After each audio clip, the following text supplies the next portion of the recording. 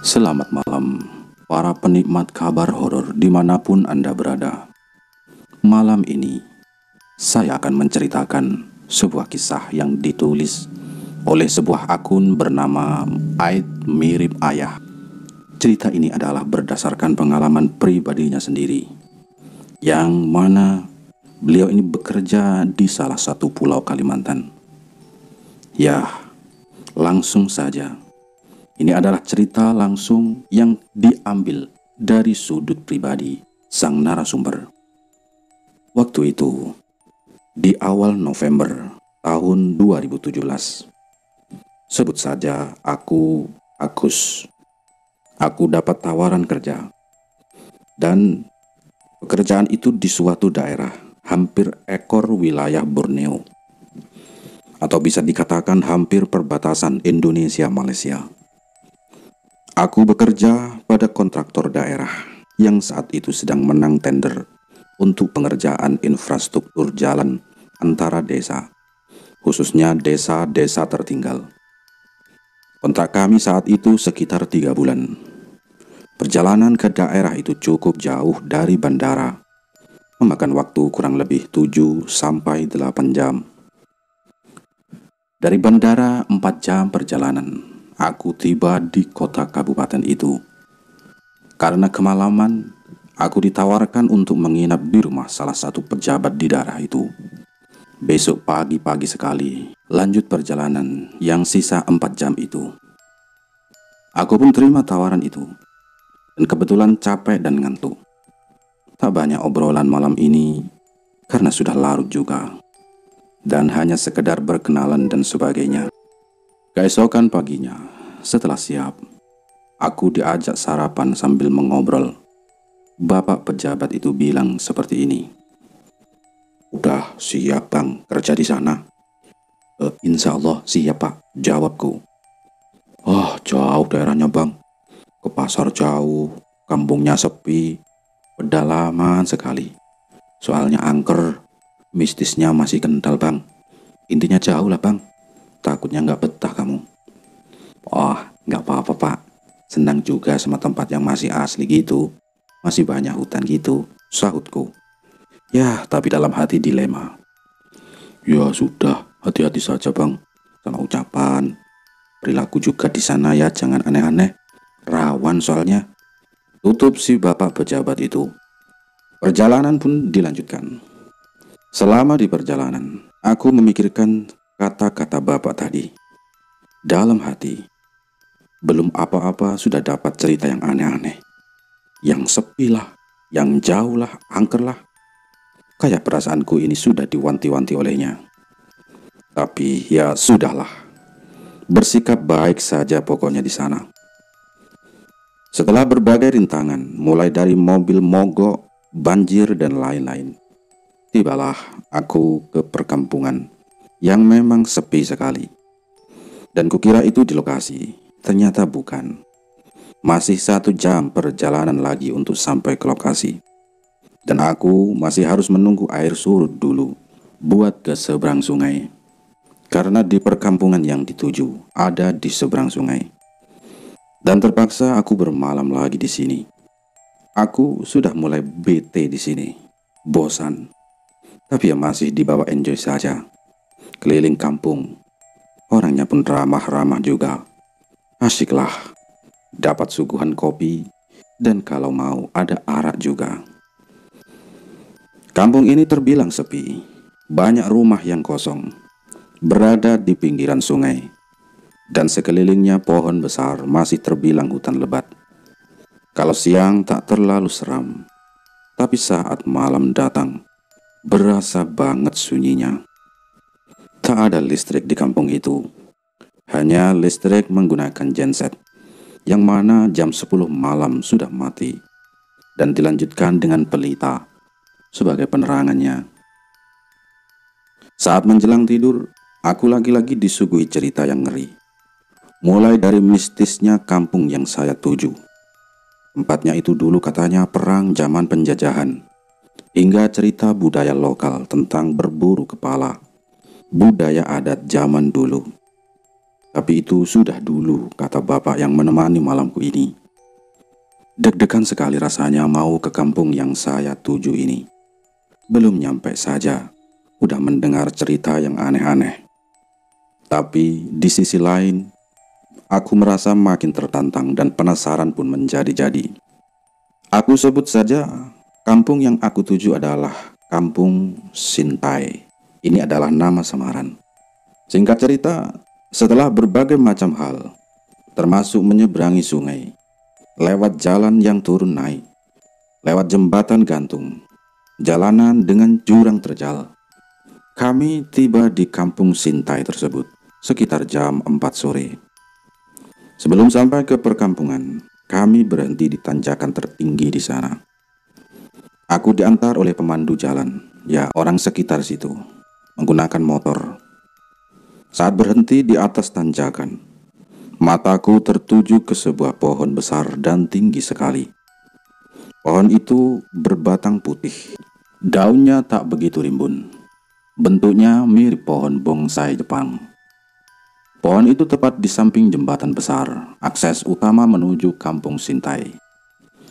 Kata si David sang pemandu, pohon itu tidak boleh ditebang, soalnya biasa tempat menyimpan sesaji. Pohon itu akan dibiarkan sampai mati sendiri, begitu ungkap si David. Akhirnya kami turun tanjakan, dan jalan pun berliku menuju kampung. Benar saja, saat berada di jembatan, pohon itu memang terlihat sangat besar dan tinggi. Tak ada pohon lain di sekitarnya yang menyamai pohon itu. Aku akhirnya dibawa ke tempat di mana aku akan menginap, yaitu di rumah salah satu warga di situ. Namanya Pak Amir.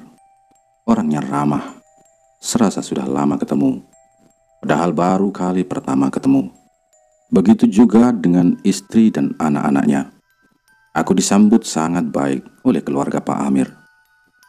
Oh iya, dari grup kontraktor yang tiba di Kampung Sintai ini, ternyata baru aku dan kepala proyek yang bernama Bang Arman. Jadi, hanya kami berdua. Kemungkinan esok harinya, barulah anggota yang lain akan tiba, dan planning kerja pun dipresentasikan. Perkiraan mereka tiba juga belum pasti, besok atau lusa. Kami juga tidak bisa komunikasi via telepon, karena di sini jaringan sama sekali tidak ada, alias mati total. Sedangkan listrik, tenaga surya, itu pun terbatas tentunya. Untuk mengisi waktu, aku pun berkeliling kampung, berkenalan dengan beberapa warga. Ternyata di luar ekspektasiku tentang keadaan Kampung Sintai ini. Malah kampung ini lebih ramai di sini daripada kampung yang saya kunjungi sebelumnya. Tertata rapi, adanya homestay untuk berkunjung. Ada juga rumah adat besar. Soalnya di sini adalah kampung wisata adat. Bahkan acara TV juga pernah meliput di sini beberapa kali, kata Pak Amin. Nah, di sini aku mau memperkenalkan sosok dari Pak Amin.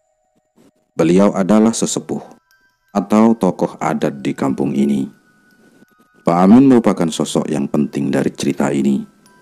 Beliau berusia sekitar 70 tahunan saat itu. Pendengarannya sudah berkurang. Bahasa Indonya kurang pas, lebih dominan bahasa daerah.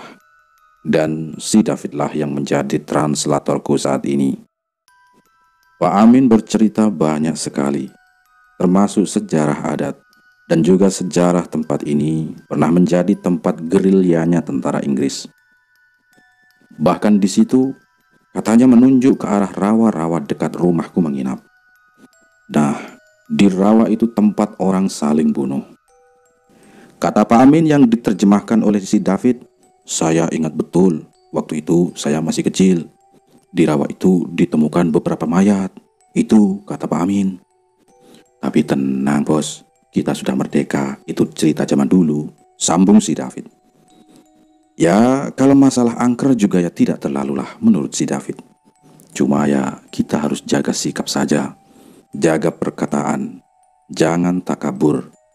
Dan satu lagi, kedatangan kita pada Pak Amin saat itu Selain berkenalan, juga minta pemberkatan atau bersalaman, meramahkan diri untuk dianggap sebagai anak sendiri. Karena Pak Amin termasuk salah satu juru kunci tempat yang dianggap keramat di sini.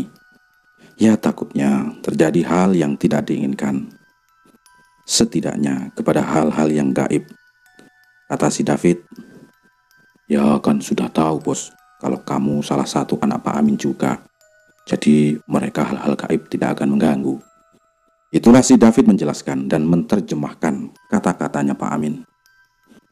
Malam sekitar habis maghrib, anggota lain ini sudah datang. Dia adalah Hendra, Herman, Andre, Adena, Moses, dan Toyib. Jadi total kami ini 8 orang. Tim inti aku, Andre, Hendra, Adena, dan yang lainnya membantu. Setelah mandi, makan malam, dan istirahat sebentar, kami ini mulai meeting untuk mengatur pekerjaan. Dan hasilnya ternyata kami ini juga harus membangun jalan untuk tembus ke Kampung Jaya. Ini juga nama kampung samaran. Jadi setengah pekerjaan kami tinggal di Kampung Sintai dan setengahnya lagi di Kampung Jaya. Lalu proyek pun dimulai. Tidak ada kejanggalan sama sekali dan hampir sebulan kami di sini. Semua berjalan normal. Kami sudah sangat membaur. Hampir setiap sudut kampung sudah membaur. Serasa seperti di rumah atau di kampung sendiri.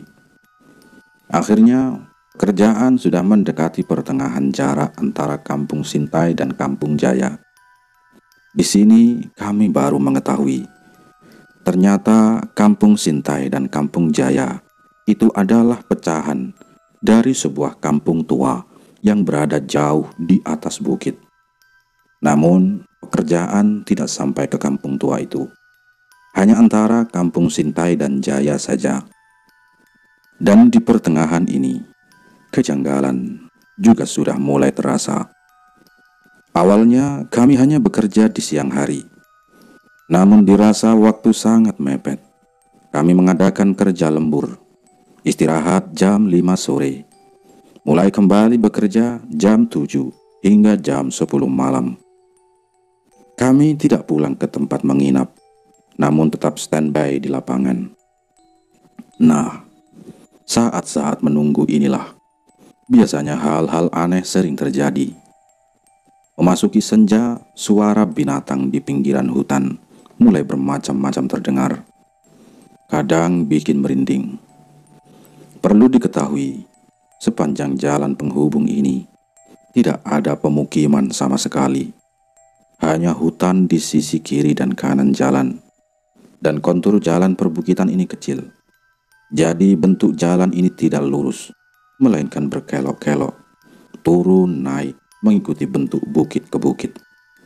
Bahkan kadang melewati lembah untuk menyeberang antara bukit ke bukit. Dan lumayan terjal juga. Kalau diingat, kadang bulu kuduk ini langsung merinding. Apalagi memasuki matahari terbenam. Ya, tidak setiap hari, namun sering kali. Biasa yang terjadi adalah tercium aroma masakan. Aroma bawang merah yang sangat menyengat. Seperti dekat sekali aromanya. Itu yang paling sering terjadi.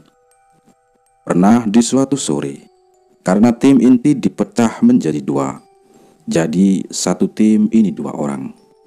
Nah, aku dan Hendra standby berdua. Hendra berkarakter pendiam dan ngomong hanya seperlunya, tidak banyak cerita. Menambah sepi suasana karena tidak saling ngobrol. Matahari mulai memerah. Bunyi jangkrik dan kumbang nyaring sekali.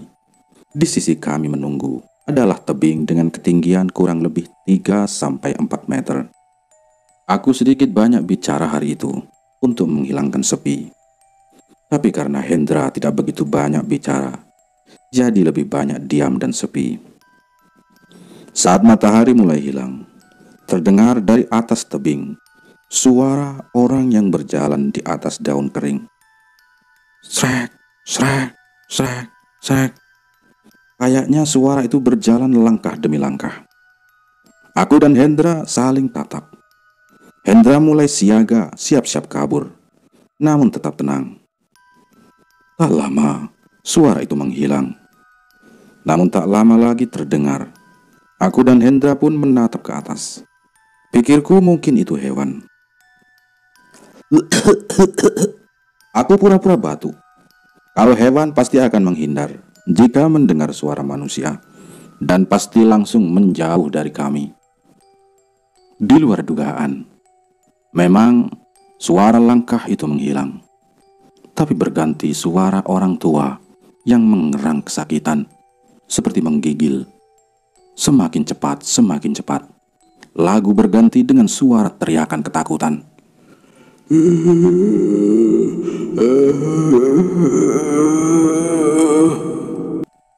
Sumpah.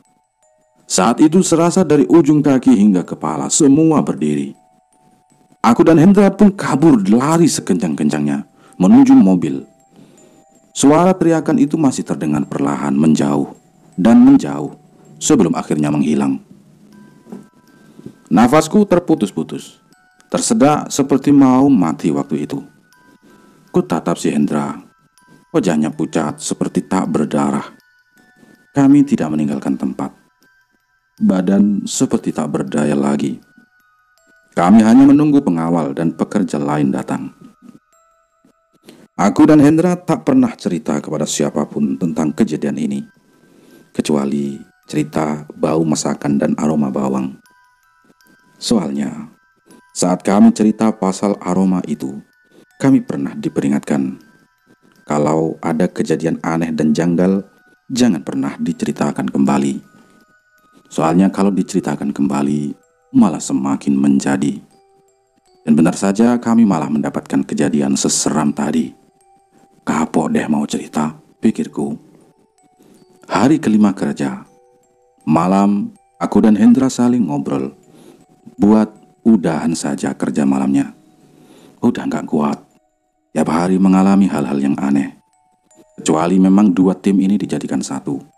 Namun belum pernah kami sampaikan ideku kepada pimpinan.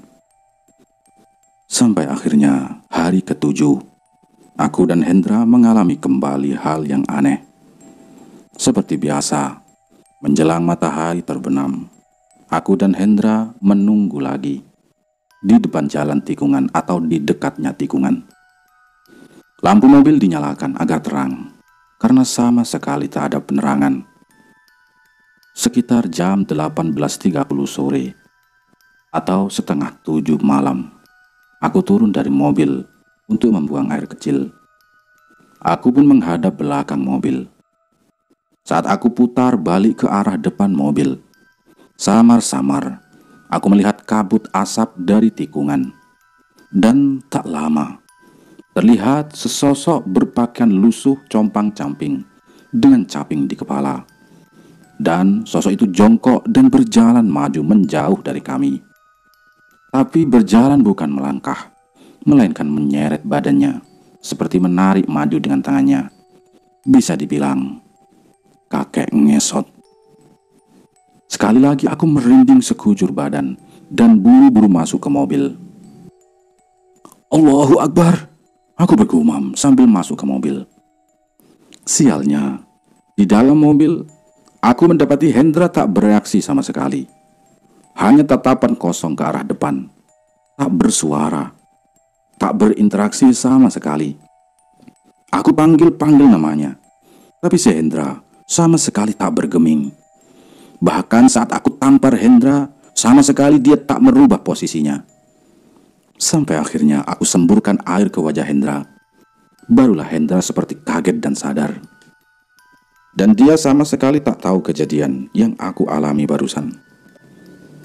Kuputuskan untuk pulang malam itu dan off buat kerja malam.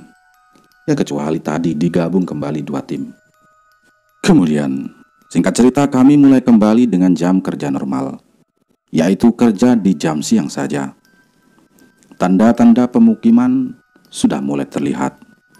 Kiri kanan jalan sudah tampak kebun ladanya warga. Artinya rumah warga sudah mulai dekat. Kami pun mulai menyiapkan perlengkapan, karena sebentar lagi aku akan pindah. Yang awalnya kami menginap di Kampung Sintai, kini harus pindah tempat menginap di Kampung Jaya. Karena semakin hari semakin jauh untuk pulang beristirahat. Oleh Pak Dusun, Pak Kasun Kampung Jaya, kami ini telah disiapkan tempat, yaitu bangunan fasilitas kesehatan yang belum dioperasikan. Lokasinya ada di sebuah lapangan, satu lapangan bola dan satu lagi lapangan voli. Di sisi lapangan bola itulah kami menginap. Di sisi kiri terdapat tebing agak tinggi, dan di atas sebuah bangunan gereja. Sedangkan di sisi kanan lapangan tempat kami menginap terdiri dari satu aula besar dan dua bangunan pustu, masing-masing dengan dua kamar. Ya, bangunan aula begitulah. Barang-barang serta perlengkapan sudah beres, jadi tinggal ditempati.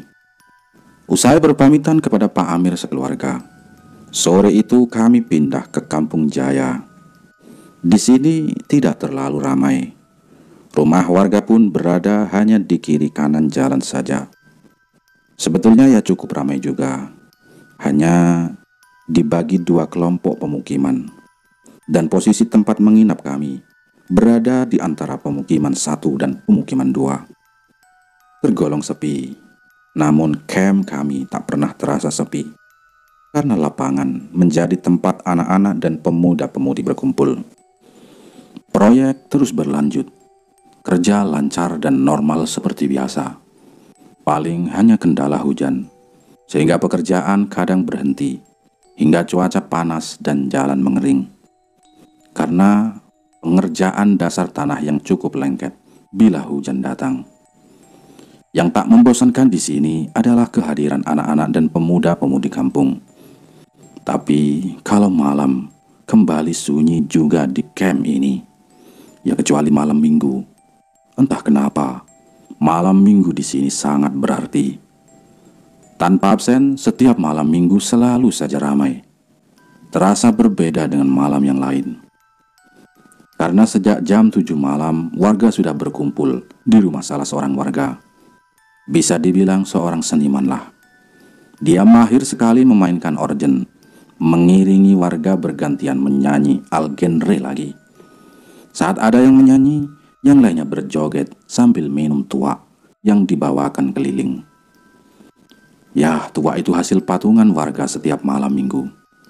Jadi, acara malam minggu di sana, yaitu kadang makan bersama, minum, bernyanyi dan berjoget, bersama di halaman rumah warga yang cukup luas itu.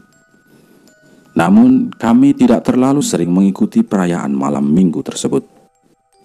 Terkadang ikut, namun hanya sebentar, dan tak lama pulang ke tempat menginap.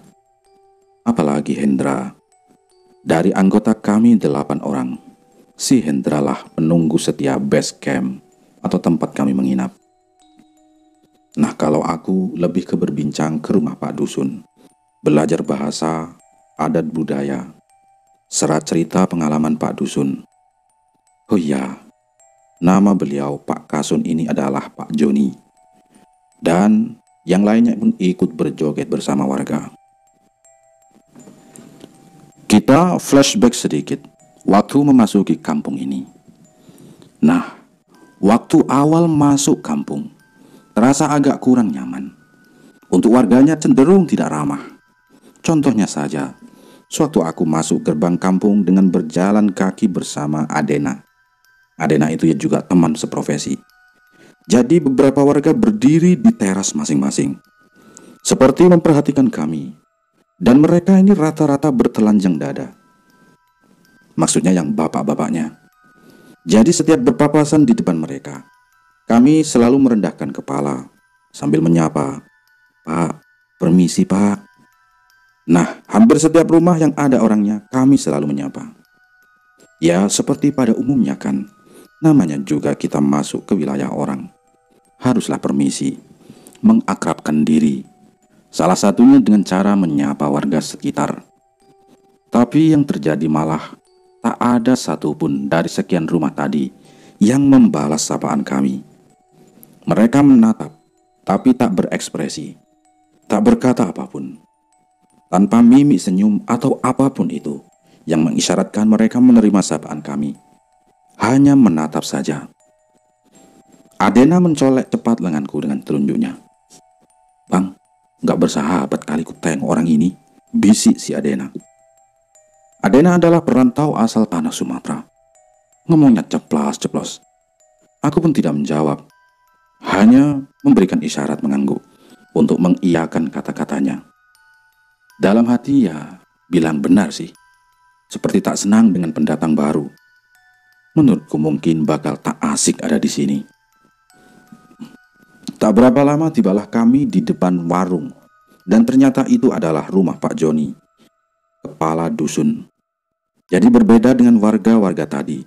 Pak Joni sangat ramah, baik hati. Tak mau berhenti kalau bercerita. Ada saja bahan omongan dari beliau. Sambutannya begitu hangat, lengkap dengan suguhan makanan dan minuman dari beliau. Kita kembali ke base camp, atau tempat kami menginap. Di base camp pernah satu hari Adena membahas tentang cerita tadi waktu kami kumpul bersama anggota lain. Dan tanggapan mereka rata-rata sama. Tapi pimpinan proyek tetap meluruskan. Katanya, ya namanya juga baru, belum terlalu kenal, lama-lama juga akrab dengan mereka. Kemudian dalam waktu 2 minggu awal masuk di kampung ini, belum ada perubahan warganya. Warganya ini masih cuek, kecuali anak-anak kecil dan pemuda-pemuda kampung yang sering datang ke base camp. Dan seorang bapak tua yang sering memberikan buah, sayur, dan kadang beberapa botol tua. Sudah 3 minggu di sini, rasanya biasa saja. Tidak ada kejanggalan lain, selain warga yang tidak ramah tadi. Namun, ada satu kejadian. Dan kejadian itu selalu terjadi setiap malam Jumat. Dan di jam yang sama, yaitu antara rentang jam 9 tengah malam. Di kampung ini selain malam minggu, malam lain terasa begitu sunyi. Kalau tidak ada Pak Joni dan pemuda-pemudi kampung yang berkunjung. Biasanya jam 9 kami sudah tutup pintu base camp dan beristirahat di kamar masing-masing, atau sekedar mengobrol di ruang tengah, menunggu rasa kantuk tiba. Jadi malam itu, malam Jumat di minggu pertama, setelah menutup pintu, aku, Hendra, dan Herman sedang mengobrol di ruang tengah sekitar jam 10 malam. Suasana kampung begitu sepi, hanya suara jangkrik yang terdengar. Di tengah kesunyian tadi, tiba-tiba terdengar suara seseorang yang sedang melantunkan sebuah syair. Karena suasana yang begitu hening, suara orang itu begitu nyaring dan menggema. Namun tak terdengar jelas syair apa yang dirapalkannya. Namun dari nadanya terdengar begitu mendayu, sedih dan meratap, namun dengan suara yang lantang. Tak dapat kami cerna kalimatnya. Entah itu sebuah syair apa. Bisa jadi syair dengan bahasa daerah tempat tersebut. Suara itu kami perkirakan arahnya ada di Padang Ilalang, di belakang base camp. Dan seperti yang kami ketahui, tidak ada pemukiman warga sama sekali jika dari sana. Kami bertiga seketika terdiam, menatap satu sama lain, setengah melotot, mengisyaratkan kaget dan bertanya suara apa ini. Ruang tengah seketika hening, yang terdengar hanya lantunan tadi. Tak lama berselang, suara pun hilang. Aku beranikan diri mengintip dari jendela. Kubuka sedikit tirai jendela untuk mengintip. Namun nihil, karena keadaan di luar benar-benar gelap. Karena rasa penasaran begitu kuat, aku mencoba membuka pintu belakang yang mengarah langsung ke Padang Ilalang di belakang base camp. Saat asik mengintip, tiba-tiba ada yang menepuk punggungku. "Pak, hoi!" Aku teriak sekencang-kencangnya. Lagi-lagi aku merasa merinding sekujur tubuh. Dari ujung kaki sampai kepala, semua bulu terasa berdiri. Jantung terasa mau copot. Aku dan lidah terasa mengeras karena kaget. Ternyata yang menepuk itu si Herman. Ku tarik nafas panjang. Setelah itu segala macam umpatan pun keluar dari mulutku. "Wah, anjing, babi, sialan, jana, brengsek. Kaget aku, anjing," kataku. Si Herman hanya cekikikan, merasa berhasil mengerjaiku. Rasanya mau pingsan saat itu. Ternyata si Herman tak kalah penasaran juga. Ingin tahu suara itu berasal dari mana. Ku tutup pintu dan aku bergegas ke toilet untuk kencing, sikat gigi, cuci muka dan tangan agar sedikit tenang. Dalam hati masih merasa ketakutan, deg-degan juga jengkel. Setelah minum dan sedikit tenang, aku kembali ke kamar untuk istirahat. Walaupun masih dengan keadaan sedikit jengkel. Baru rebahan sekitar 5 menit. Tiba-tiba suara tadi muncul lagi. Nyaring menggema, tapi terdengar agak menjauh dari base camp. Karena rasa takut tadi masih bercampur aduk, aku jadi parno. Cepat-cepat ku tarik selimut, menutup seluruh badan hingga kepala, ditambah bantal untuk menutup kuping, agar tidak terdengar lagi suara yang mengerikan itu. Tapi seperti terngiang-ngiang saja. Dan suara itu seakan tak mau hilang dari pendengaran. Kupaksakan memejamkan mata sambil membaca ayat-ayat suci Al-Quran. Sampai akhirnya aku mungkin terlelap dan tidur. Hal itu terus berulang setiap malam Jumat hingga minggu berikutnya. Suatu siang, kami pernah membahas tentang suara ini dengan anggota lain, dan mereka pun saling bercerita apa yang mereka dengar. Ada yang mengaku bodoh amat, ada juga yang menutup kuping dan memaksakan tidur. Dan kami pun membiasakan diri dengan kejadian itu, toh tidak sampai berdampak apapun buat kami. Ternyata tidak sampai di situ. Aku lupa detail waktu kejadiannya. Entah sekitar minggu keempat atau minggu kelima. Seperti biasa malam Jumat, antara jam 10 lebih. Suara itu kembali terdengar. Kali ini suara itu dekat sekali, yaitu di dalam bangunan aula, tepat di sebelah bangunan pustu tempat kami menginap. Tak ada yang berubah. Dari segi syair maupun nada, masih tetap menggambarkan kesedihan, kecewa, seperti seseorang yang tengah meratapi kemalangan. Yang berbeda kali ini, hanya jarak yang semakin dekat dan nyaring. Aku simpulkan bahwa bahasa yang dipakai adalah bahasa daerah setempat. Suara ini biasanya berlangsung sekitar setengah jam, bahkan lebih. Kadang berhenti sebentar, kemudian kembali terdengar lagi. Aku dan yang lain segera kembali ke tempat tidur masing-masing. Rasa takut dan merinding kembali terasa. Tidak ada yang bergerak dan bersuara di dalam base camp. Semuanya hening. Apalagi suara itu terdengar sangat dekat dengan kami. Sekitar 10 menit, suara lantunan pun hilang. Kuturunkan bantal dan selimut yang menutupi kepala, memastikan suara itu benar-benar hilang. Aku menghela nafas panjang.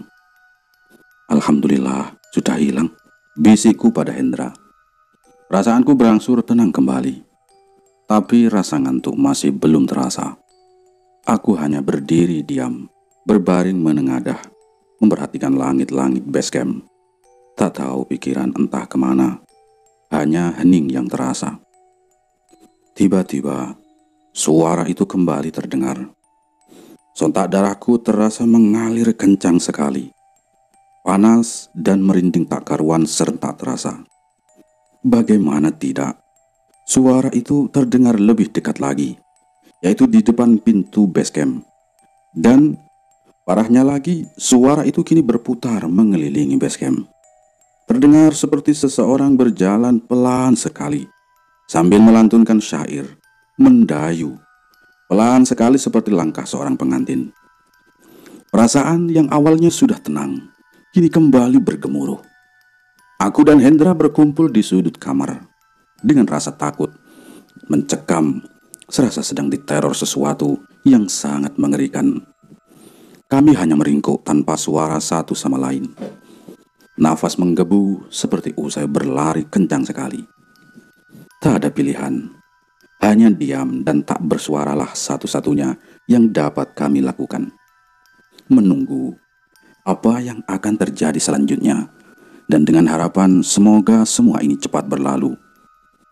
Suara tersebut masih saja terdengar begitu dekat, nyaring dan lantang, masih dengan syair yang tak berubah dari sebelumnya, dan masih saja berputar. Kuperkirakan saat itu ke arah pintu belakang base camp.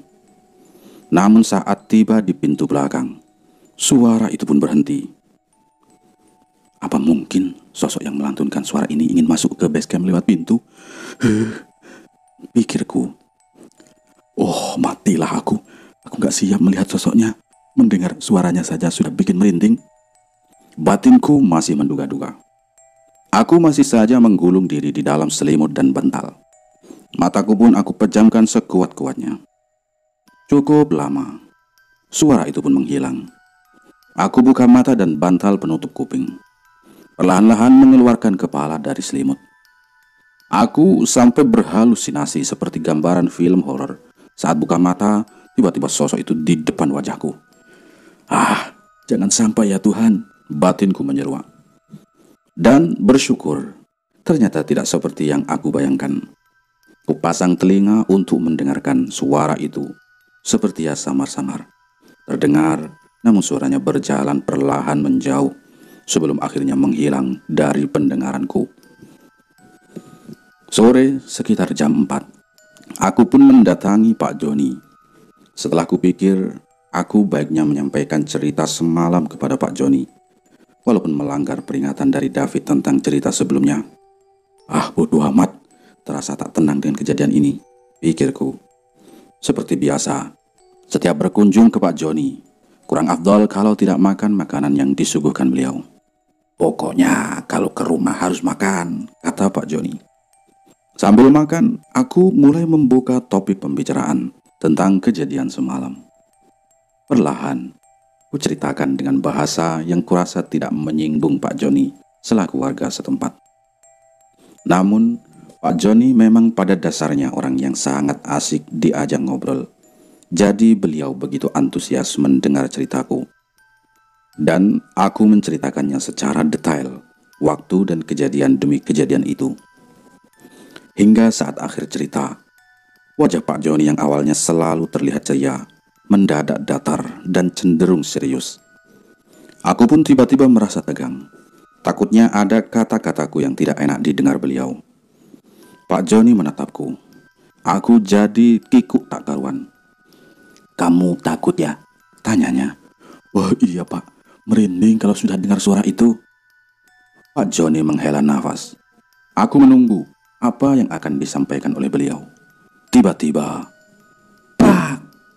Tangan Pak Joni menggeprak meja makan serentak dengan gelak tawanya yang sangat lepas, seperti habis melihat pertunjukan konyol. Wah, wah! Aku yang kaget sekaligus heran, hanya menggaruk-garuk kepala sambil cengengesan seperti orang tolol. Mau ikut ketawa, tapi apanya yang lucu, pikirku.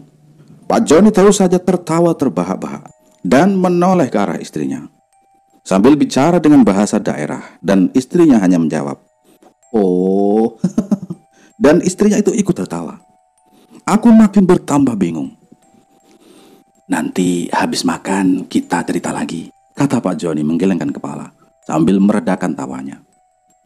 Setelah selesai makan tadi, Pak Joni pun menceritakan semuanya, yang membuatku merasa konyol, bodoh, malu, bercampur aduk menjadi satu. Setelah mengetahui semua cerita di balik kejadian yang aku alami beberapa minggu ini. Cerita yang membuatku merasa konyol dan malu adalah fakta tentang sosok yang sering melantunkan syair yang terdengar mendayu dan mengerikan itu. Sosok itu ternyata bukanlah sosok yang berasal dari dunia lain. Itu adalah seorang manusia biasa dan juga tinggal di sana. Aku lupa namanya. Ya sebut saja namanya Dewa. Kenapa disebut Dewa? Jadi ceritanya, si Dewa ini adalah seorang duda berusia 40 tahunan. Dulu Ia pernah mempunyai istri dan 2 orang anak. Namun sudah 5 tahun belakangan, istri dan anaknya memilih meninggalkan si Dewa. Istrinya pergi untuk bekerja ke luar negeri, sedangkan anak-anaknya diasuh oleh saudaranya yang juga ada di luar negeri. Tak tahu alasan jelas tentang kenapa anak dan istrinya meninggalkan dia. Tapi warga sekitar menyimpulkan mungkin keluarganya tak tahan dengan gaya hidup si Dewa. Karena kegiatan sehari-hari si Dewa hanya diisi dengan mabuk-mabukan sejak sore hingga lewat tengah malam, bahkan sampai pagi. Di siang hari hanya tidur dan makan saja, tanpa ada kegiatan bekerja seperti warga umumnya. Tak ada yang menandingi gaya mabuknya si Dewa, hingga melekatlah gelar Dewa Mabuk padanya saat itu. Kata Pak Joni, dia ini memang begitu.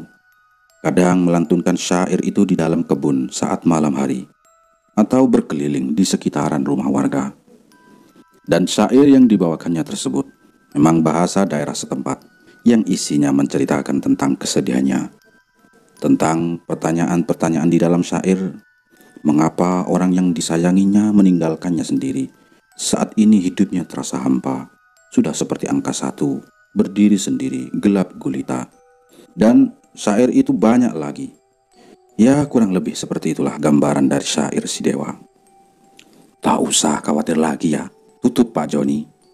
Aku menunduk malu sekaligus jengkel. Bisa-bisanya aku tertipu dan ketakutan setengah mati dengan kejadian itu. Wajar saja Pak Joni dan istrinya tertawa terbahak-bahak atas ceritaku tadi. Konyol, pikirku. Sejak saat itu juga aku menjadi terbiasa dengan syair si Dewa. Kemudian, singkat cerita, saat itu terhitung waktu yang tersisa untuk pengerjaan infrastruktur jalan sekitar 1 bulan, dan pekerjaan sudah hampir selesai. Namun, saat dilakukan pengecekan, ternyata volume pekerjaan masih tersisa cukup banyak, hingga kami harus menghabiskan volume tersebut. Akhirnya proyek jalan ini ditambah sekitar 3 km ke depan. Setelah dilakukan pengukuran dan survei, titik akhir pekerjaan berakhir pada sebuah bukit. Bukit tersebut dikenal sebagai Bukit Gunung Bayang oleh warga kampung. Sebuah bukit yang lumayan tinggi dan terjal. Proyek pun tetap berjalan.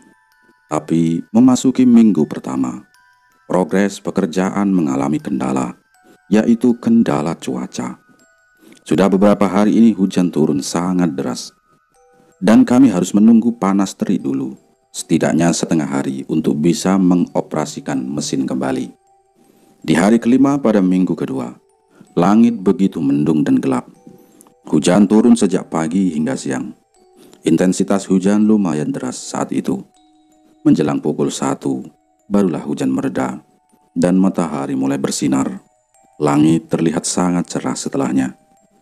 Namun jalanan belum cukup kering untuk kami beroperasi kembali melanjutkan pekerjaan.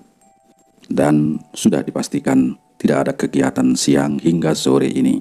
Saat itu dari 8 anggota basecamp, hanya ada aku, Herman, Moses, Toyib dan Adena.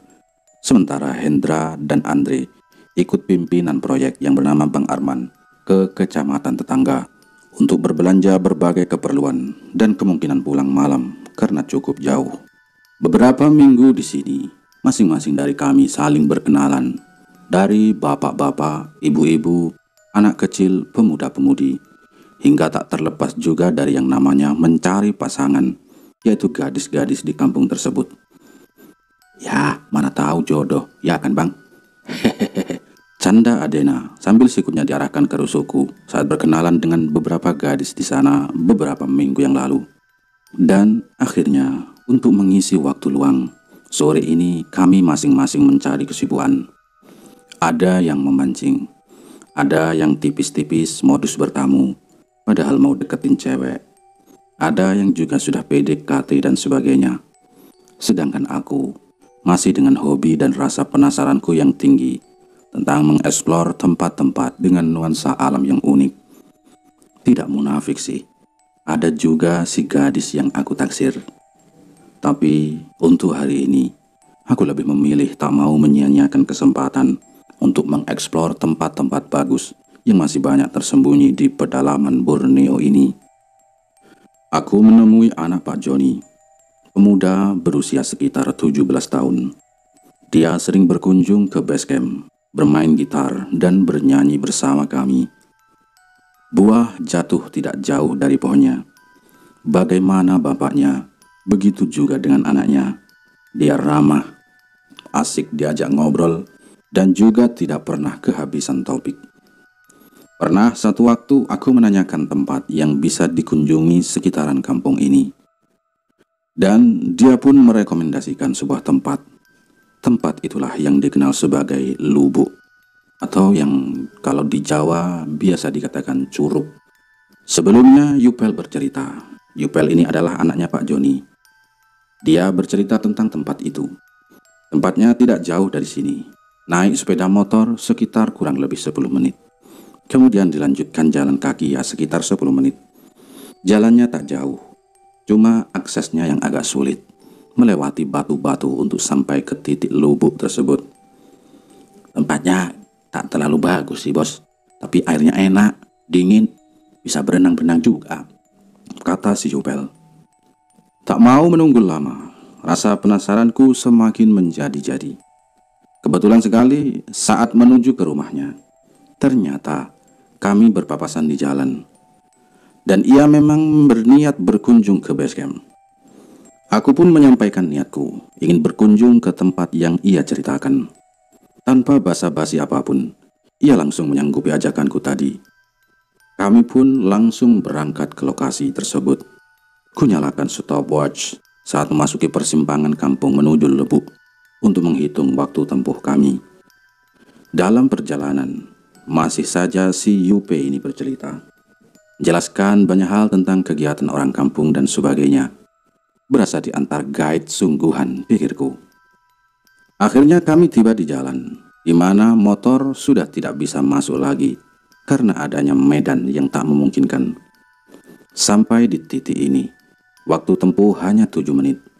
Dilanjutkan dengan berjalan kaki. Ternyata medannya benar-benar bebatuan dan rumput setinggi bahu orang dewasa.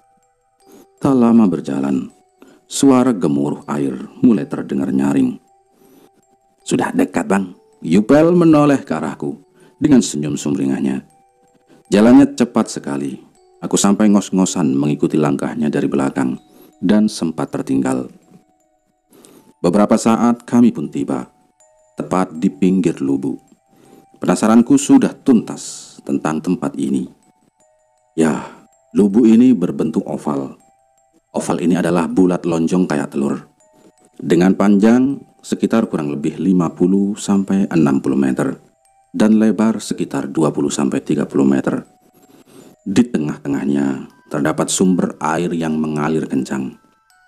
Dan kiri kanan sumber air tadi adalah tebing batu tinggi sekitar 3-4 meter yang ditumbuhi lumut, rumput, dan juga beberapa pepohonan. Di bagian bibir lubuk tempatku berdiri adalah batu besar dan juga pasir putih. Di sekeliling bibir lubuk juga ditumbuhi pepohonan. Terdapat juga batang pohon yang sudah tumbang dan mati. Masih begitu asli. Tatanannya berbentuk secara alami. Yupel sudah asyik berenang ke sana kemari. Bahkan sudah sampai di bawah pancuran air di seberang aku berdiri. Aku pun membuka baju, mulai melompat ke dasar lubuk. Dan ternyata lubuk ini mempunyai dasar pasir putih yang halus. Bentuk dasar seperti sebuah kawah besar, yang mana tepiannya dangkal. Dan semakin ke tengah, semakin dalam. Airnya jernih dan terasa sangat dingin. Dinginnya air lubuk terasa sangat segar, ditambah cuaca yang panas terik di siang di hari Jumat itu. Aku pun berenang-renang sekitar tepian lubuk. Yupel yang masih berada di seberangku tepat di bawah aliran air melambaikan tangan, mengajakku ikut bergabung dengannya. Aku dari arah tepian langsung menyeberangi lubuk. Dan saat itulah aku mengetahui bahwa bagian tengah lubuk ini sangat dalam. Kakiku yang awalnya masih merasakan dasar pasir lubuk, kini berangsur tidak kurasakan lagi. Kucoba menyelam lebih dalam untuk mengetahui tingkat kedalamannya. Namun, semakin dalam, belum juga kurasakan dasar lubuk di bagian tengah itu. Karena semakin dalam menyelam, hingga bagian dalam kupingku terasa sedikit berdenyut, dan aku pun kembali ke permukaan. Gila, dalam amat, pikirku. Sampai ke permukaan, aku langsung menuju ke pancuran air, menyusul si Yupel. Setelah naik ke atas batu tepat di bawah pancuran air, Yupel berteriak kepadaku karena suara air begitu kencang. "Bang, duduk coba di bawah air, mau enak, berasa dipijit." Aku pun mencoba. Tak berapa lama aku keluar dari aliran air itu, sebab ternyata air yang turun lebih dingin dari yang di bawah, hingga aku rasa dinginnya sampai menembus ke tulang. Akhirnya aku pindah ke sebuah batu yang agak datar di sekitar pancuran, dan berdiri di sana menghirup udara yang begitu segar rasanya, sambil memperhatikan pemandangan sekitar dan melihat detail batu tebing yang kini lebih dekat denganku. Meskipun tak seberapa tinggi, namun aku berdecak kagum dengan susunan batu-batu itu. Berdecak dalam hati dan pikiran mengatakan, sungguh maha besar Tuhan, tak terbatas kuasanya atas apa yang di langit dan bumi. Kuperhatikan jam tangan, sudah sekitar menunjukkan hampir pukul 3. Matahari masih bersinar terang, dan langit pun tampak sangat cerah. Yupel masih asyik sendiri, seperti mencari sesuatu di sela-sela batu. "Wah, biasanya ada udang di sini, Bang," teriaknya saat mengetahui aku memperhatikannya. Tiba-tiba saja hujan turun, padahal matahari terpancar terang dan langit tampak begitu cerah. Biarkan aku jelaskan sedikit tentang sebuah fenomena, yaitu hujan yang turun di saat cuaca panas dan langit masih terang. Di tanah Borneo, fenomena ini disebut dengan hujan panas atau hujan terang. Orang-orang tua kami turun-temurun sering memperingatkan, jika terjadi hujan panas, segeralah berlindung atau segera masuk ke dalam rumah. Intinya jangan sampai kita berada di tengah hujan terang tersebut, atau jika berada di situasi tersebut, namun tidak menemukan tempat yang bisa dijadikan tempat berteduh atau berlindung, setidaknya ambillah penutup kepala, bisa juga dengan dedaunan, atau jika tidak ada, ambillah sepotong rumput dan selipkan di sela-sela telinga, seperti menyelipkan bunga yang biasa dilakukan penari Bali. Karena orang tua terdahulu mempercayai bahwa hujan terang dapat membawa penyakit. Ada juga yang bilang itu sebuah pertanda hal yang tidak baik, yang dominan berhubungan dengan mistis. Entah itu mitos atau sebuah fakta. Namun bagi kami yang hidup di tanah yang masih syarat dan kental dengan budaya dan adat, hal seperti itu sepertinya masih melekat, dan terus saja kami ikuti aturannya turun-temurun sampai saat ini. Kita kembali ke lubuk. Karena aku dan Yupel sama-sama mengerti perihal fenomena ini, tanpa banyak kata, kami langsung bergegas akan menuju seberang lubuk ke arah di mana kami masuk tadi. Aku melompat terlebih dahulu ke dalam lubuk dan disusul kemudian oleh Yupel. Kami sama-sama berenang menuju tepian. Namun, sesuatu yang aneh aku rasakan saat berada di tengah lubuk. Entah kenapa, badanku terasa berat sekali untuk berenang, seperti hanya bergerak di tempat. Sekuat tenaga, aku mempercepat renangku, namun yang kurasa masih saja lambat. Untuk mencapai ke tepian lubuk di mana aku pertama kali melompat, kurasa begitu lama dan lelah. Tidak seperti awal aku menyeberang tadi, benar-benar lelah rasanya. Yang ada dalam pikiranku saat itu, aku mengingat Tuhan dan berharap kakiku segera menyentuh pasir di dasar tepian lubuk. Semakin dekat tepian dari pandanganku, semakin lelah rasanya. Sementara Yupel sudah tiba terlebih dahulu, dan tak lama kakiku terasa menyentuh sesuatu. Akhirnya, alhamdulillah, bisikku. Dasar tepian lubuk mulai terasa, dan aku pun dapat berlari dan tak kelelahan lagi. Nafasku terasa seakan putus terengah-engah. Sambil mengambil baju yang kulepas tadi, aku mengatur nafas, lalu duduk sebentar. Sekujur badan terasa lemas, terlebih bagian kaki, Rasanya seperti tak sanggup melangkah lagi. Benar-benar lunglai yang kurasakan. Yupel mengajak untuk bergegas, tapi tubuhku masih terasa begitu lelah. Aku masih dalam keadaan duduk menghadap lubuk sambil memperhatikan sekeliling. Tiba-tiba angin bertiup sangat kencang. Pohon di sekeliling tebing bergemuruh. Angin tersebut seperti berputar mengitari pinggiran lubuk. Aku dapat berkata seperti itu karena pohon-pohon yang berada di luar bibir lubuk terlihat tenang saja, tidak seperti pohon yang di sekitaran pinggiran lubuk. Jujur saat itu, aku sama sekali tidak berpikir yang aneh dan macam-macam tentang lubuk ini, maupun tentang hujan terang. Kejadian mulai dari tubuh yang terasa berat saat berenang pulang, hingga angin kencang yang hanya bertiup berputaran di sekeliling lubuk. Sama sekali tidak terbesit di pikiranku, apalagi sampai menghubungkan fenomena hujan terang dengan sesuatu yang berbau mistis. Setelah terasa sedikit bugar kembali, aku pun beranjak meninggalkan lubuk, menuju jalan keluar lubuk. Dalam perjalanan pulang, aku mengatakan pada Yupel, lain kali jika ada waktu senggang, aku berencana mengajak teman-teman lain, khususnya anggota kami di base camp, untuk berkunjung dan mandi di lubuk lagi. Yupel tak kalah semangat dan berkata, "Boleh tuh bang, makin rame semakin seru." Tiba di base camp, anggota kami ternyata sudah ada yang kembali, terkecuali Bang Arman dan Bang Hendra.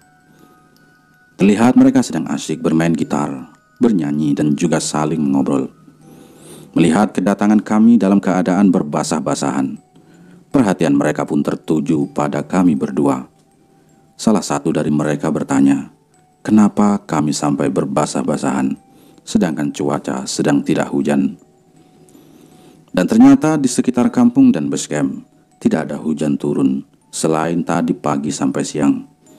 Hujan terang pun tidak ada.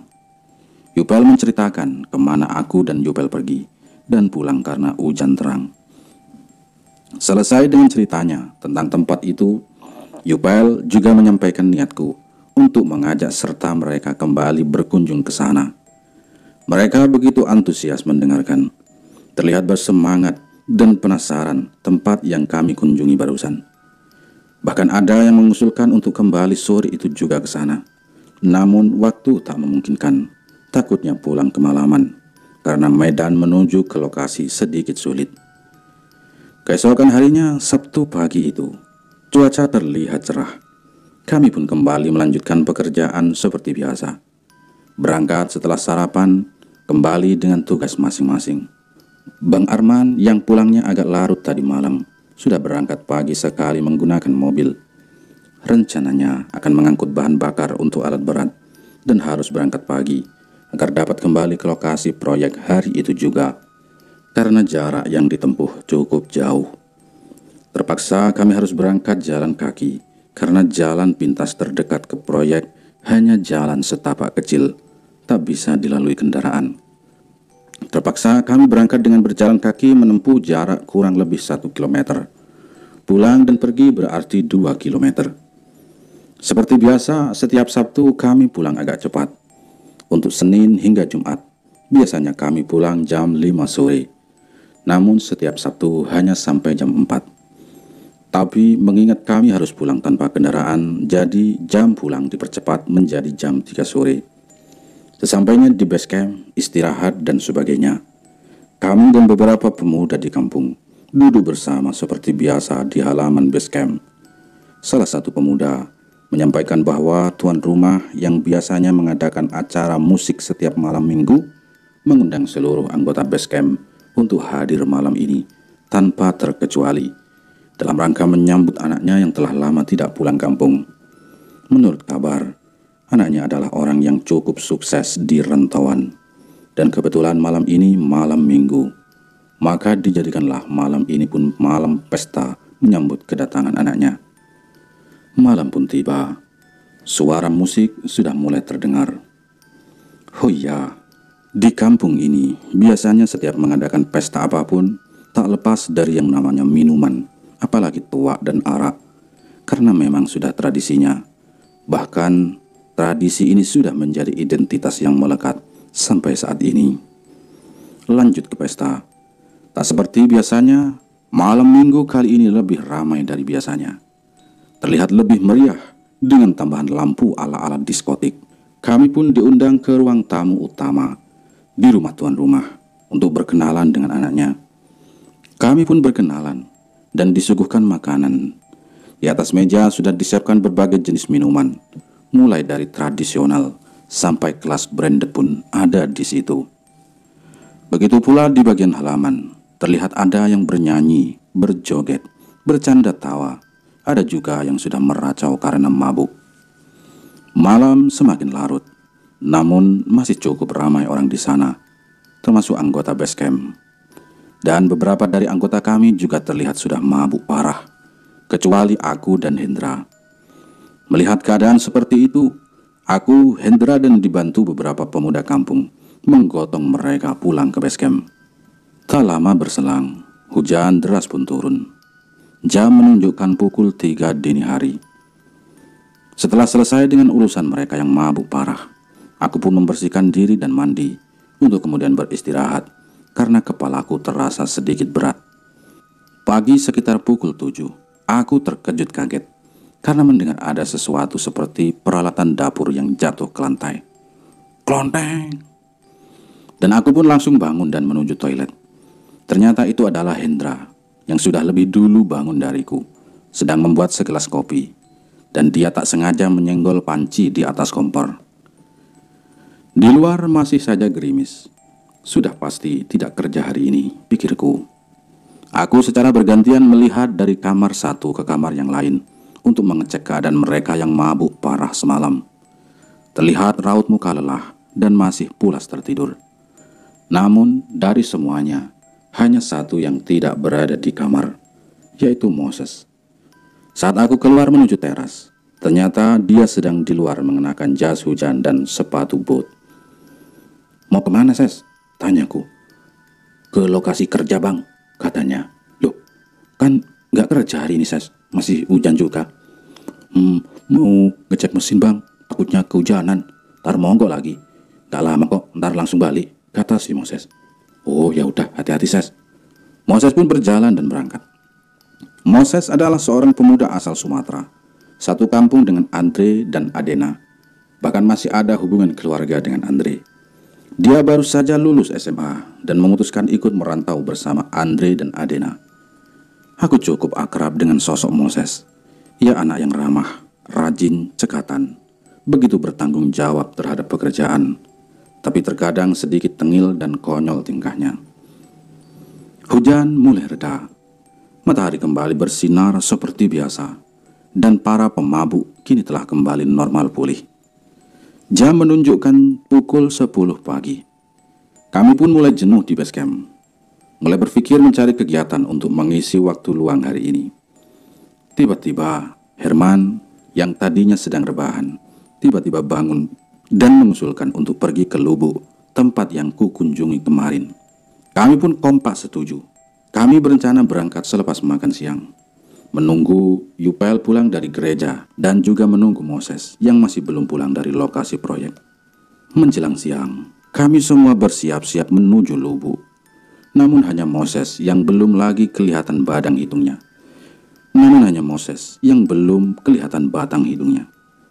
Aku menyuruh Yupel dan yang lain untuk berangkat duluan, sedang aku masih menunggu si Moses. Karena di antara anggota base camp yang tahu lokasi tersebut, hanya aku dan Yupel. Tak lama selepas mereka yang lain berangkat, Moses pun tiba di base camp. Akhirnya pun aku berangkat bersama Moses. Cukup ramai hari itu yang ikut pergi, karena beberapa anggota base camp juga mengajak serta gebetannya masing-masing. Yang membawa gebetannya saat itu adalah Adena, Toyeb, dan juga Moses. Ditambah Yupel dan pacarnya, serta 2 gadis lain. Salah satunya adalah gadis yang aku taksir. Total saat itu 14 orang, 8 laki-laki dan 6 perempuan. Aku yang berangkat belakangan segera menyusul. Tiba di jalan berbatu dekat Lubuk, mulai terdengar suara riuh mereka yang berangkat duluan tadi. Sepertinya mereka sudah tiba, bahkan sudah mulai berenang dan sebagainya. Tak lama aku dan Moses pun tiba juga di Lubuk. Terlihat mereka sedang asyik berenang ke sana kemari, melompat dari batu, duduk di bawah pancuran air dan sebagainya. Namun para gadis tidak ikut mandi, hanya duduk di atas batu yang terdapat di pinggiran. Kecuali satu gadis, yaitu gebetannya adenya. Tiba-tiba ia terpeleset dan masuk ke dalam lubuk tanpa sengaja. Namun ia hanya bermain air di pinggiran saja, tidak berani ikut berenang agak jauh ke tengah. Aku dan Moses masih duduk di pinggiran, di dekat gadis-gadis tadi, sambil bercanda dan mengajak ikut serta berenang. Karena tingkah Moses yang tengil, sambil bercanda dia mencoba seolah-olah akan menarik para gadis sehingga mereka berteriak. Kami pun tertawa bersama. Setelah kurasa cukup istirahat, aku mengajak Moses ikut bergabung berenang bersama yang lain. Baru akan membuka baju, kulihat Moses sudah melompat duluan ke dalam lubuk. Saat itu dia mengenakan celana bola dan kaos tipis berwarna putih. Dari dalam air, baru melepas kaos dan melemparnya ke arahku. "Hah, dasar tengil kamu, Ses," kataku. Dia pun tertawa dan berteriak mengatakan sesuatu padaku sambil berenang menjauh ke arah pancuran air. Aku masih berada di pinggiran, menikmati dinginnya air perlahan-lahan menjalar dari kaki. Tak lama kulihat, mereka saling berebut untuk duduk di bawah pancuran air, termasuk Moses yang baru saja aku lihat sudah tiba di seberang sana. Dan terlihat gembira sekali mereka saat itu, tertawa lepas, lompat ke sana kemari, menyelam, seolah-olah sedang snorkeling, serta bermacam-macam. Tak lama berselang, kulihat Herman berdiri, menepuk tangan dan membentuk tangan di depan mulutnya, seperti berteriak sesuatu, dan meminta semua orang mendengarkannya. Raut wajahnya terlihat cemas dan gelisah. Tak terdengar jelas suara Herman, kalah nyaring oleh derasnya suara air yang turun dari pancoran. Dari wajahnya mengisyaratkan ada sesuatu yang tak beres. Aku pun melambaikan tangan saling silang, agar dia melihat ke arahku. Dan saat pandangannya tertuju padaku, Herman langsung mengarahkan telunjuknya ke arah tengah lubuk, sambil tangan kirinya menarik bahu Yupel yang berada di dekatnya, seolah panik dan tegas meyakinkan sesuatu, sambil terus menunjuk ke arah tengah. Entah apa yang mereka bicarakan, aku juga tak dapat menerka. Tiba-tiba, biur, Herman dan Yupel melompat dan langsung menyelam bersama ke tengah lubuk. Namun terasa agak lama mereka baru muncul ke permukaan. Awalnya Yupel yang muncul, tak lama disusul Herman. Mereka bertatapan dan saling menggelengkan kepala berulang kali hingga 2-3 kali. Di situ, aku masih saja belum dapat menangkap apa yang sedang terjadi di sana. Tepat ketiga kalinya, mereka langsung naik ke atas batu di bawah pancuran air. Aku pun langsung menyusul ke seberang. Dalam pikiran masih bertanya, apa yang sedang terjadi? Herman dan Yupel masih terlihat tegang. Tiba di sana, aku langsung naik ke batu. "Kenapa, Man?" tanyaku. "Moses, bro, Moses." "Loh, Moses kenapa?"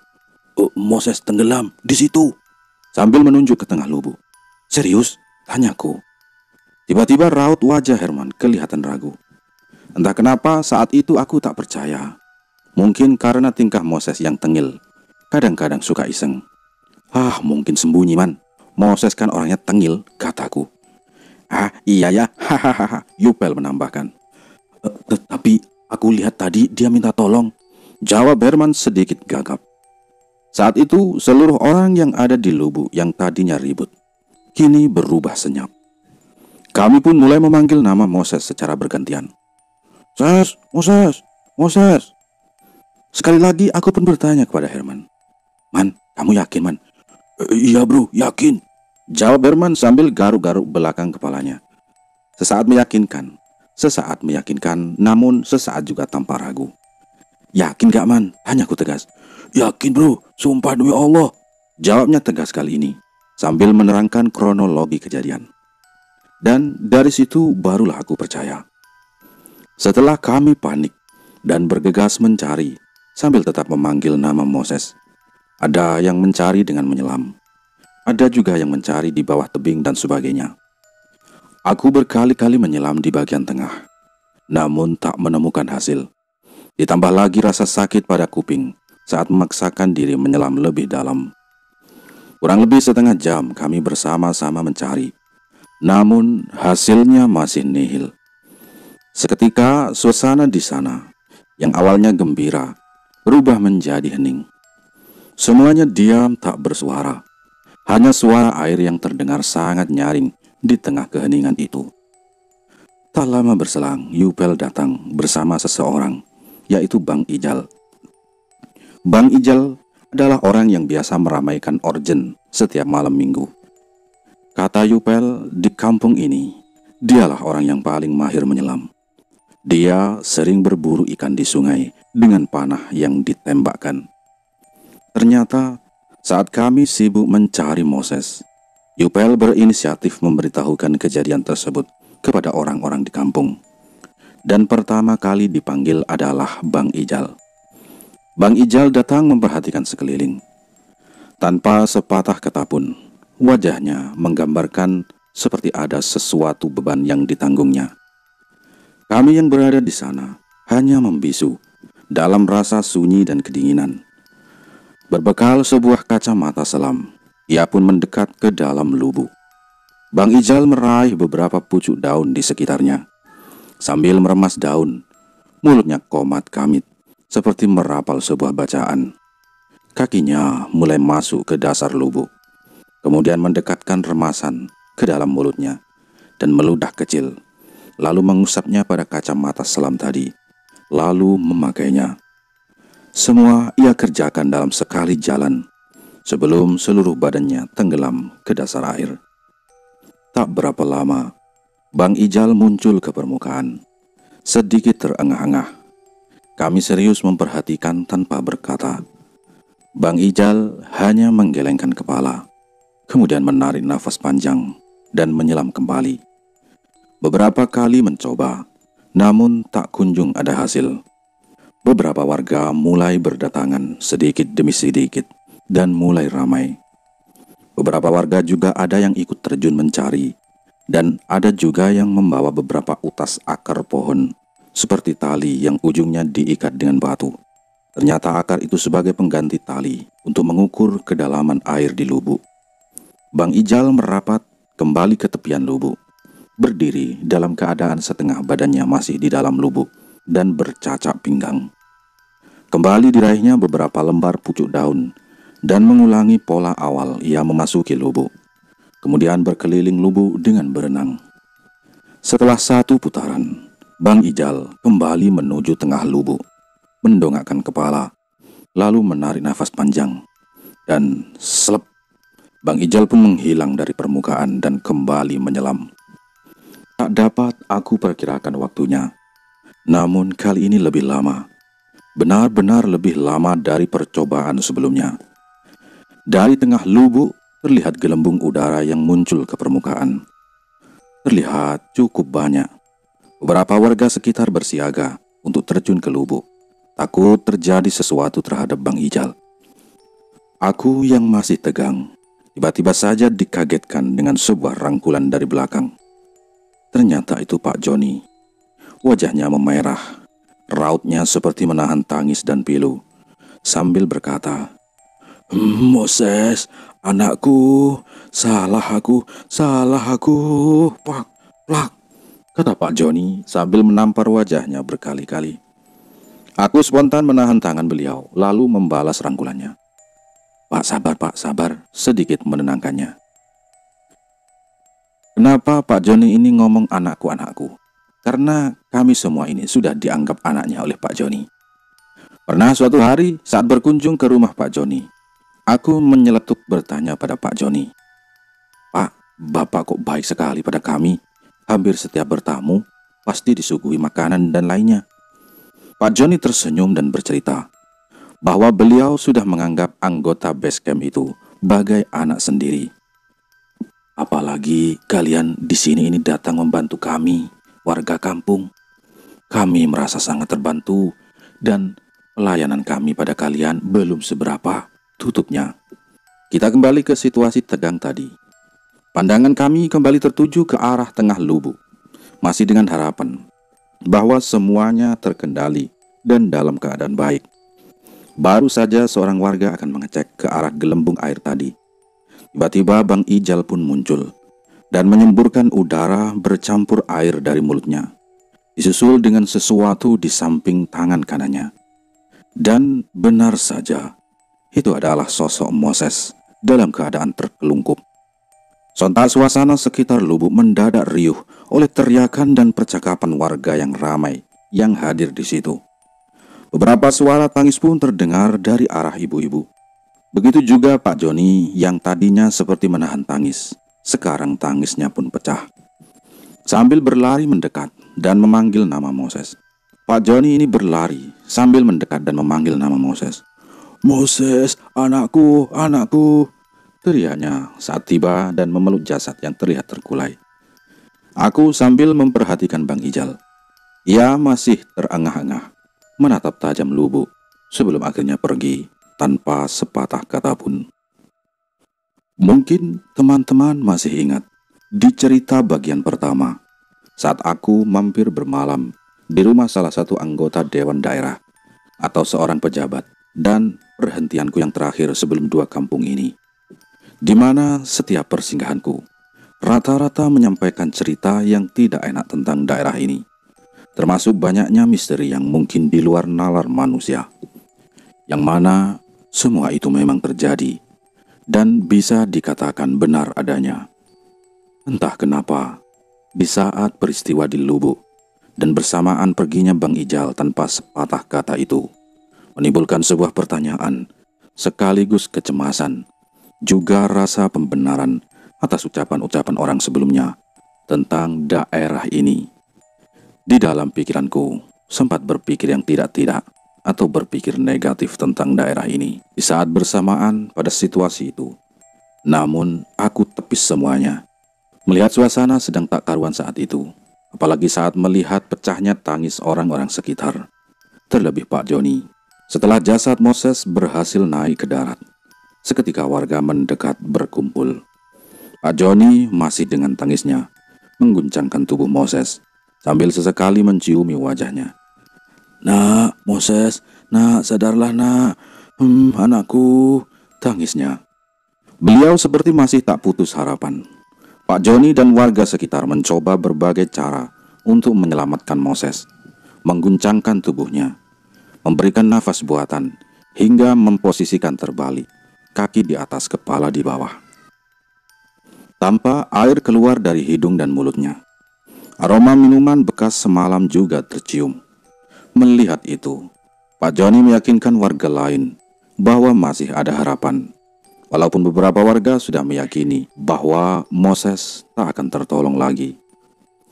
Saat beberapa orang mulai hilang harapan, namun beliau Pak Joni masih berusaha meyakinkan. Aku seperti terenyuh melihat Pak Joni yang begitu peduli. Hingga percobaan terakhir, bercak darah mulai terlihat mengalir dari mulut dan hidung Moses.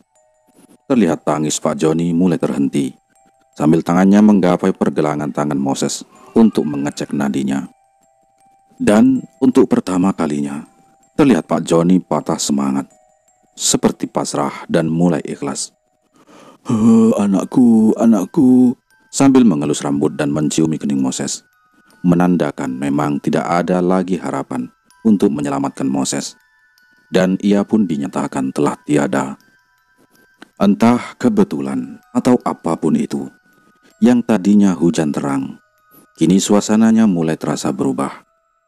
Angin bertiup kencang, suasana langit terasa gelap, di sekitar terasa hening, benar-benar menggambarkan aura kematian. Sebuah suasana yang sangat terasa berbeda saat itu. Menurutku, sendu dan mencekam. Beberapa warga terlihat bergegas, mencari beberapa batang kayu dan tali dari akar, gunanya untuk membuat tandu darurat. Bahkan melepas baju untuk dijadikan alas jasadnya Moses. Pak Joni perlahan mundur menjauh dari jasad Moses, sedang Yupel menghampirinya dan memeluk beliau. Mereka berdua terisak tangis sambil berpelukan. Saat satu persatu warga beranjak meninggalkan lubuk, bersamaan dievakuasinya jasad Moses dengan tandu darurat hasil kerja sama warga. Aku dan lainnya masih belum beranjak. Mungkin syok, bingung, masih tak percaya dengan kejadian yang baru kami alami. Begitu singkat. Apakah ini mimpi? Baru saja tadi kami sama-sama tertawa bercanda.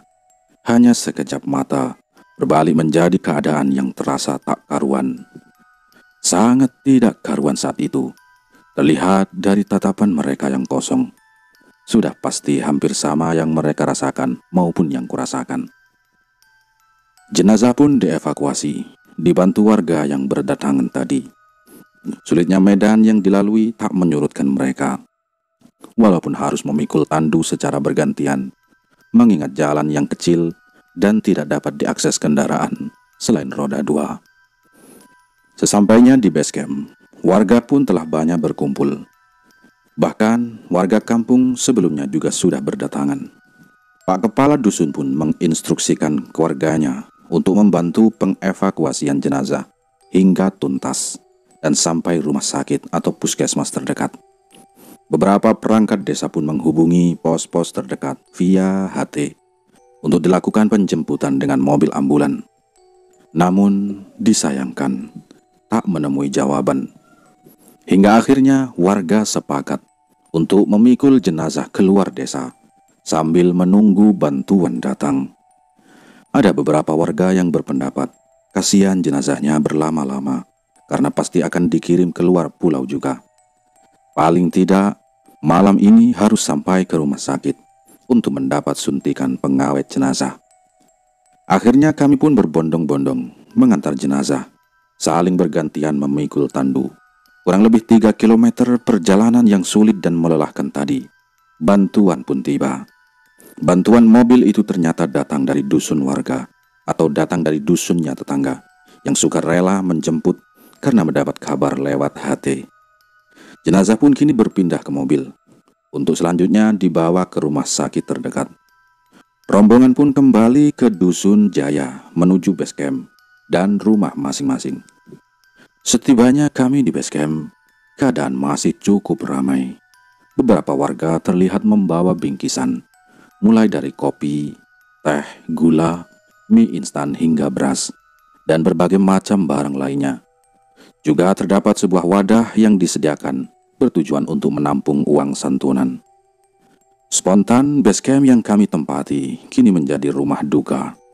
Dan ternyata di tradisi kampung ini, setiap warga yang mengalami musibah, khususnya kematian, maka warga di sekitaran kampung akan terus mendatangi rumah duka tersebut selama 3 hari 3 malam. Kadang hingga 7 hari 7 malam secara bergantian. Warga bermalam dan pulang saat pagi hari. Itulah sebabnya mereka yang datang masing-masing membawa bingkisan. Dan uang santunan tersebut juga dipakai untuk operasional untuk mereka yang berjaga dari malam hingga pagi di rumah duka. Tak sampai di situ. Di bagian belakang base camp, terlihat beberapa warga menyiapkan dapur darurat, sekaligus dapur umum. Juga beberapa ibu-ibu dan gadis mulai menyiapkan makanan, karena sebentar lagi malam tiba. Secara bersama-sama saling mengisi dan saling membantu. Saat beranjak malam, warga serta pemuda kampung mulai berdatangan. Cukup ramai malam itu. Setelah makan malam, aku dan anggota lain lanjut berkumpul ngopi dan ada juga yang minum arak. Ya, memang tradisi kampung. Dan bersama warga sekitar, berbincang berbagai hal. Aku baru ingat, walaupun suasana hari itu adalah hari pertama berduka, namun malam itu tak satu pun orang yang membahas tentang kejadian tragis yang baru saja dialami tadi. Kami malah berbincang tentang kesan pertama kedatangan kami di kampung ini, baik kesan warga terhadap kami maupun sebaliknya. Entah itu sengaja atau tidak, yang pasti kami memang merasa bukan sedang dilanda duka waktu itu. Malam semakin larut, beberapa ada yang pulang ke rumah. Beberapa yang tersisa, sebagian di dalam aula, mulai menyiapkan tempat beristirahat dengan berbekal selimut dan alat karpet seadanya. Begitu juga yang menginap di pustu atau di pusatnya aula. Kami membagi kamar karena ada dua kamar. Aku dan anggota basecamp menyatu di satu kamar. Sebagian menginap di aula. Dan kamar yang satunya lagi diisi oleh ibu-ibu dan dua orang gadis yang bertugas membantu persiapan konsumsi selama hari berduka. Kuperhatikan orang yang sudah terlelap, meskipun tidur seadanya dan saling berhimpitan. Mereka tetap antusias untuk menemani kami di sini. Setelah bersih-bersih di kamar mandi, aku kembali ke kamar, mulai berbaring dengan rasa lelah seharian. Mata pun mulai mengantuk, badan terasa seperti meriang. Aku mulai memakai selimut dan perlahan memejamkan mata. Namun, saat memejamkan mata, entah mengapa aku seperti sedang berada di tengah ombak, seperti disirami air dengan jumlah yang banyak. Kemudian disusul dengan pemandangan sebuah telaga, yang mana airnya berputar pada satu titik yang membentuk lubang besar. Airnya begitu keruh, putarannya begitu kencang, dan pendengaranku dipenuhi suara teriakan, seperti suara orang ramai yang sedang berkumpul. Itulah yang aku rasakan saat mata terbejam. Kubuka kembali mataku, namun bayangan pusaran air dan suara teriakan tak juga hilang dari kepala. Ku tarik nafas panjang, kemudian melepaskan beberapa bacaan, dan kupaksakan diri untuk tidur. Entah berapa lama aku mengulang-ulang hal itu, hingga akhirnya aku terlelap. Keesokan harinya, instruksi dari pimpinan proyek, sementara waktu proyek ini di-off-kan dulu dalam waktu seminggu ke depan, hingga selesai prosesi adat dilakukan. Oh ya, di kampung ini ada beberapa hal atau kejadian yang biasanya mengharuskan dilakukan dalam prosesi adat. Salah satunya apabila ada kematian tidak wajar. Contohnya seperti kejadian yang baru saja dialami salah satu anggota kami. Siang ini di basecamp tidak ada kegiatan apa-apa. Yang kami lakukan hanya menunggu, karena setiap anggota atau orang yang bersangkutan di TKP tidak diizinkan keluar kampung hingga prosesi pengadatan dilaksanakan. Bersyukur, ada saja orang yang datang dan menemani kami di basecamp. Ya, setidaknya membuat kami merasa tidak stuck di basecamp terus.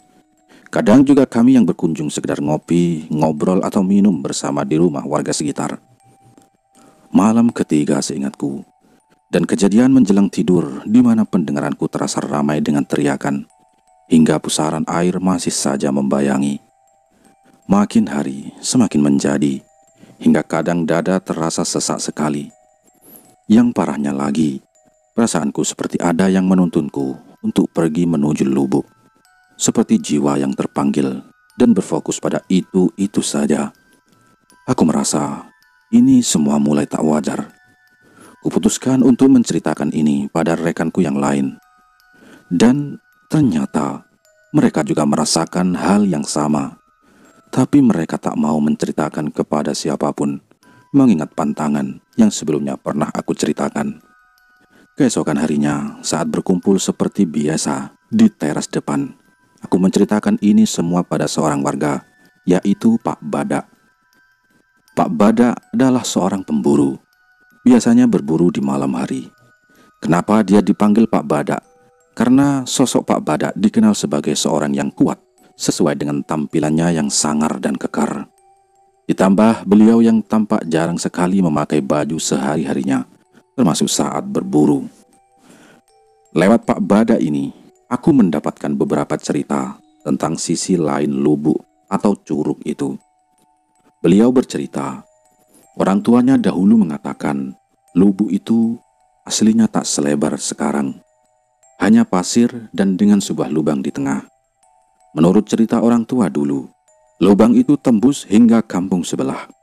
Menurut ceritanya dahulu, di kampung itu ada aliran sungai yang biasanya banjir saat hujan. Dan tiba-tiba di tengah aliran sungai terdapat pusaran air. Nah, fenomena itu mengundang penasaran orang katanya. Kemudian pernah ada seorang tokoh adat yang melempar sebuah kelapa pada pusaran. Dan kelapa itu pun lenyap di dalam pusaran tadi. Ternyata air tersebut mengalir ke arah lubuk tempat kejadian.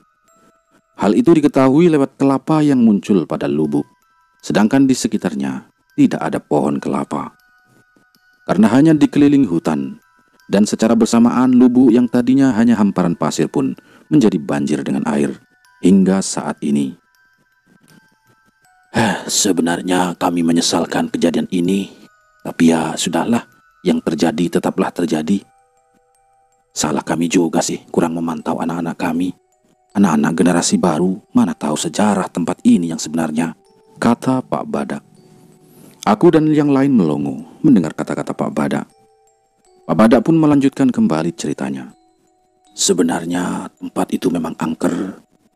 Kepala adat sudah pernah mewanti-wanti dan mengingatkan ada beberapa orang yang tidak diperbolehkan ke lubuk. Antara lain perempuan bila sedang haid dilarang mandi di situ, dan seseorang yang sedang hamil, termasuk suami dari orang yang sedang hamil. Nah, dan pantangan itu pernah terbukti beberapa tahun lalu. Ada seseorang yang mencari ikan di sana, sedangkan istrinya sedang hamil. Saat kembali ke rumah, malam harinya terjadi sesuatu yang tak diinginkan pada sang istri. Pak Badak pun tidak menyebutkan secara spesifik kejadian apa yang diterima oleh istrinya orang pencari ikan tadi. Sudahlah, ayo bang, ganti pakaian, kita lanjut cerita di rumah Pak Adat, seru Pak Badak. Aku dan salah satu rekan pun beranjak pergi menuju ke rumah tokoh adat yang bertempat di Kampung Sintai. Sesampainya di sana, kebetulan sekali ketua adatnya adalah Pak Amin. Baru saja tiba dari kebun dan kami pun duduk bersama. Sambil basa-basi, Pak Badak menyampaikan apa saja yang aku ceritakan tadi. Karena kendala pendengaran dan bahasa, Pak Badaklah yang menjadi mediator kami waktu itu. Setelah panjang lebar Pak Badak bercerita, akhirnya Pak Amin pun mulai menjawab dan bercerita.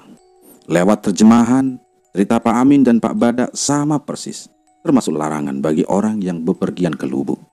Ternyata Pak Amin juga sudah mengusut siapa saja yang pergi bersama kelompok kami di waktu kejadian. Kata Pak Amin, ada satu gadis yang saat itu sedang haid saat kami mandi di sana. Dan di sini Pak Amin mengungkapkan apa saja yang terjadi secara detail, mulai sejarah dan apa saja sebabnya secara supranatural. Tempat itu adalah, kata Pak Amin, yang sudah diterjemahkan oleh Pak Badak. Tempat itu adalah sebuah singgasana dan ditempati sosok makhluk yang digambarkannya berwujud seperti kura-kura. Spesifiknya lagi yaitu berwujud labi-labi atau bulus lah mungkin bahasa Jawanya. Namun berkepala, berkaki, bertangan menyerupai manusia, bertelanjang tanpa pakaian, dengan kemaluan yang berada tepat di dada. Dua sosok itu sepasang dengan tubuh yang besar, jantan dan betina, dan dikawal prajurit kerdil yang diikat seperti kain merah di kepalanya. Namun yang memimpin di singgasana itu adalah sosok yang betina, sang ratu. Dahulu sekali, kata Pak Amin, saat Pak Amin diangkat menggantikan tetua kampung sebagai ketua adat, sosok ratu itu pernah mendatangi Pak Amin dalam mimpi, mengajaknya beliau ke singgasana dan menawarkan Pak Amin untuk menikahinya. Namun Pak Amin menolak dan bernegosiasi bahwa mereka hanya membangun hubungan sebatas saudaranya saja. Sampai saat hari di mana kami ini bercerita. Singkat cerita, kami pun selesai mengerjakan proyek. Dan akhirnya pun kami pulang ke tempat masing-masing, membawa sebuah kenangan yang tak bisa saya lupakan. Selesai.